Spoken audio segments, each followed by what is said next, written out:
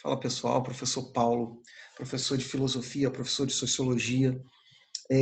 Hoje a gente vai ter uma aula de filosofia muito interessante, assim, que a gente possa dizer.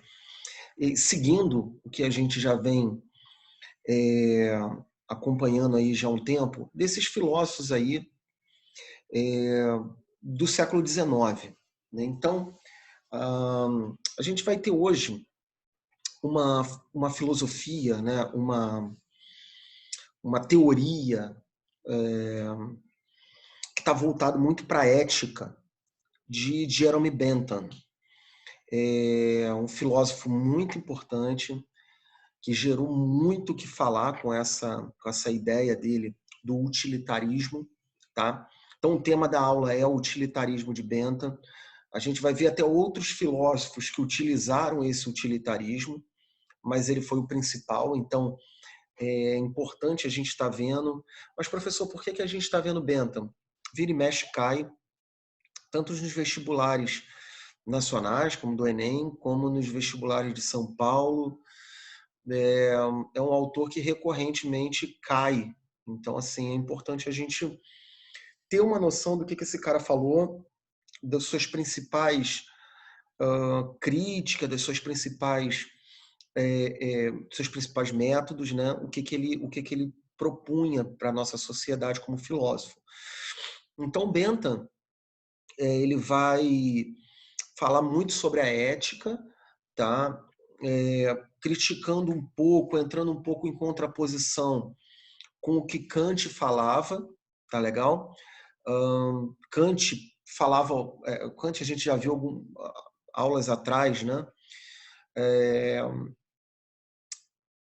o que o Kant falava, ele vai falar um pouco diferente, isso aí vai gerar um certo problema, e até filósofos modernos, como Foucault, vão utilizar também essa base moral aí do Bentham. Falar de moral é falar sobre filosofia, né? Desde os primórdios da filosofia grega, os autores clássicos já se preocupam de falar sobre comportamento moral. O Bentham, ele não vai ser diferente. Ele vai propor algo meio polêmico, que talvez seja até bonito de a gente analisar no texto, mas é muito complexo de a gente aplicar na vida real, tá? Então a gente vai ver com calma aí, daquela mesma forma que a gente sempre trabalha. Eu preparei um material escrito, né, que eu vou estar disponibilizando agora para vocês, com resumo aí. Na plataforma eu vou estar preparando o material também, com exercício, com tudo direitinho. Espero que vocês estejam acompanhando, conseguindo acompanhar tudo direitinho. Vamos lá. Então, o utilitarismo de Bentham, ele vai fazer parte aí dessa filosofia aí do século XIX, até porque o Bentham, ele vai nascer num momento muito complexo das nossas transformações da nossa sociedade, né? Ele vai viver aí o Bentham de 1748, né, até 1832. Então ele vai passar por todas essas transformações aí que a nossa sociedade passou a nível de revoluções, né? Então o Bentham, ele vai tá criando essa doutrina ética, tá? É, que é o utilitarismo. Tá, professor, ser útil é uma coisa. Agora, o que é essa doutrina ética desse utilitarismo? Vamos lá. Tal proposta baseia-se fundamentalmente no princípio da utilidade. Então, o que é útil? Né? Princípio da utilidade. Essa doutrina moral, essa doutrina ética, ela vai passar por esse princípio dessa utilidade, que determina que a ética deve se basear em contextos práticos. E aí que está a grande questão do utilitarismo, tá? Esse caráter pragmático, vira e mexe, cai esse tipo de termo, tá? Caráter pragmático é contexto prático, é vida prática, é ética prática, né? O que a gente pode fazer como indivíduo, tá legal? Então, para ele, a ação deve ter por finalidade proporcionar a maior quantidade de prazer, bem-estar, tá? Felicidade. Então, professor, até aí tá tudo bem, legal, tá? Então, toda ação deve ter por finalidade. O que é finalidade, galera? O objetivo de proporcionar maior quantidade de prazer ao maior número de pessoas possíveis para que seja moralmente correta. Então, para ele, para o utilitarismo do Bentham, toda ação, toda essa nossa ação, tudo que a gente faz, ela tem que ter por finalidade prazer, bem-estar, ocasionar felicidade para o maior número de pessoas possíveis. Tá? Acontecendo isso, ela é moralmente correta. E aí vai ter o problema com Kant. Porque Kant fala exatamente ao contrário. Tá? O imperativo categórico do Kant, eu vou até dar uma relembrada de vocês, né? Todo esse imperativo, essa ideia do Kant de que seja moralmente correto para o Bentham é que possa fazer a maior quantidade de gente feliz, tá? Independente de qualquer coisa. Você tem que olhar a felicidade do próximo, tá legal? Para o Kant, né, principalmente na teoria onde ele fala do imperativo categórico,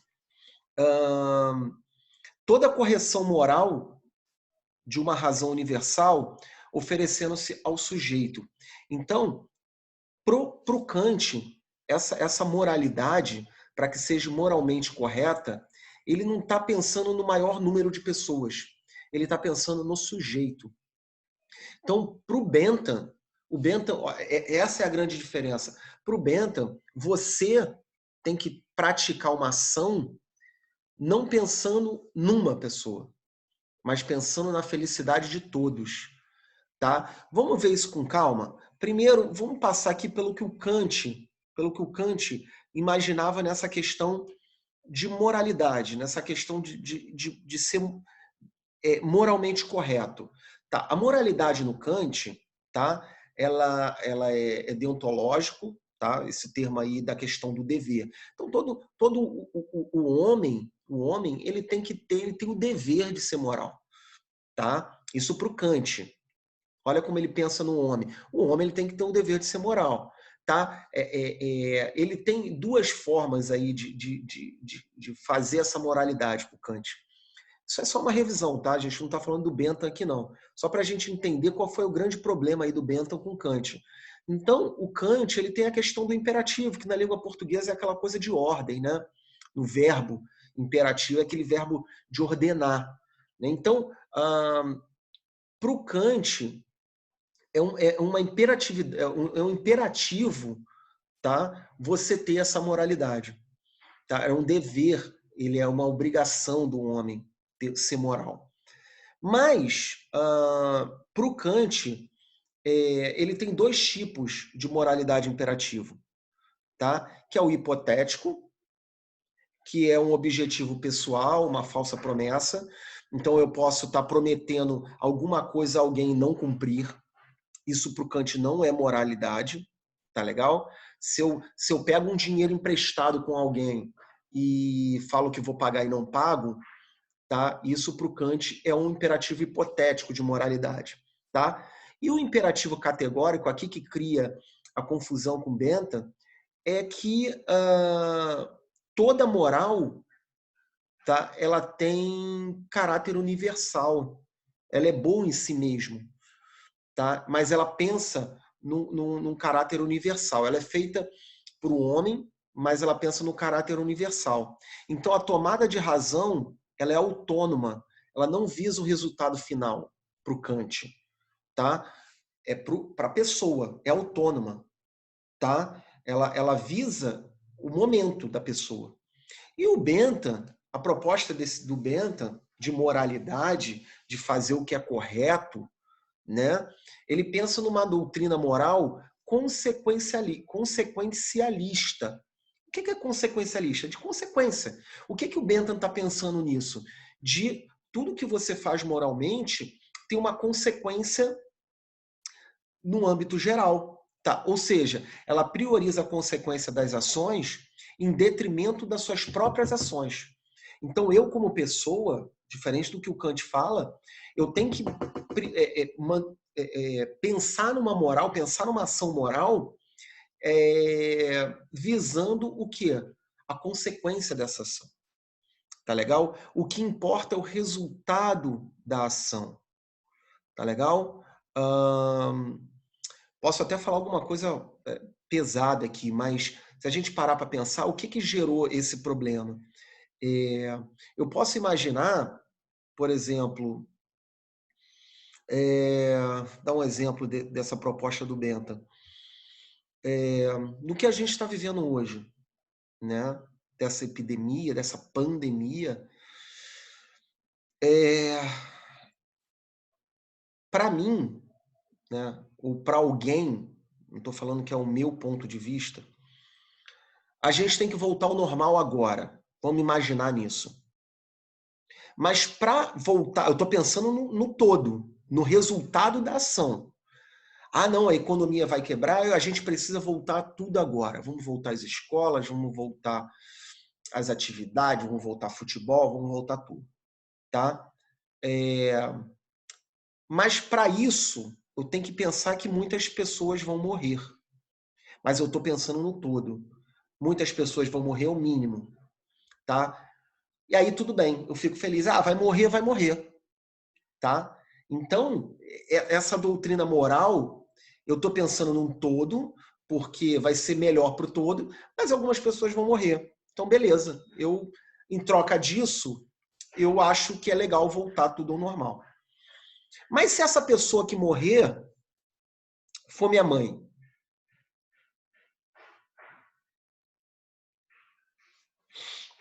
conseguiram entender? Será que valeria a pena eu pensar num todo, mas perder a minha mãe? Para mim, não. Ou minha avó? Para mim, não. Por isso que essa proposta de doutrina moral do Bentham, ela é polêmica. Por mais que ela seja bonita de a gente pensar num todo, vamos pensar em todo mundo. Vamos pensar em todo mundo. Eu coloquei como exemplo aqui, né? Tirar um aluno de sala. Isso acontece sempre nas nossas aulas presenciais. Isso nunca aconteceu na minha vida. Eu nunca tirei um aluno de sala. Mas acontece. Então, às vezes, o professor, para que o todo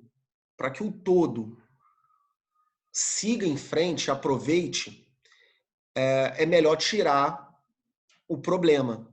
Só que você tirando o problema, no caso é o aluno, esse aluno não vai aprender. Você está entendendo? O dilema. Então, para o Bentham, é mais ou menos isso. Você tem que pensar não em você ou no mínimo. Você tem que pensar num todo, na consequência disso. Então, a proposta era proporcionar maior quantidade de prazer, felicidade, bem-estar ao maior número de pessoas possíveis, pela maior quantidade de tempo possível. Tá? Então, todo essa doutrina moral do Bentham, que vai ser polêmica e é até hoje, o Foucault dá uma revisão nela de maneira diferente. Pode ser que a gente consiga chegar em Foucault mais para frente. Foucault morreu agora há pouco tempo, historicamente pouco tempo.